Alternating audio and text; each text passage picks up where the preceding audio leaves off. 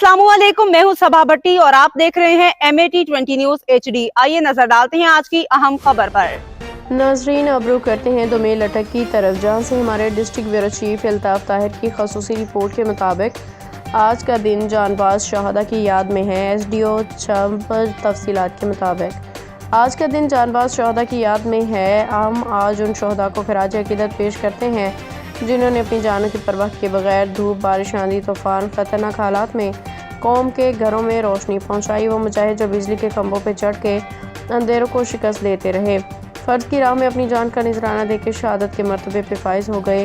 ये दिन उन जानबाज शहादा की याद में है जिनकी कुर्बानियों से रोशनी का ये सफ़र आज भी जारी है।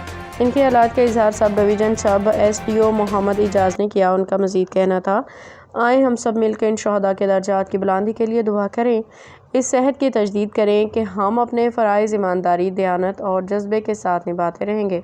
सब डिवीज़न सब में उनके अजीम शहदा के साले सवाब के लिए कुरान ख़वानी और ख़ुसूसी दुआ का एहतमाम किया गया।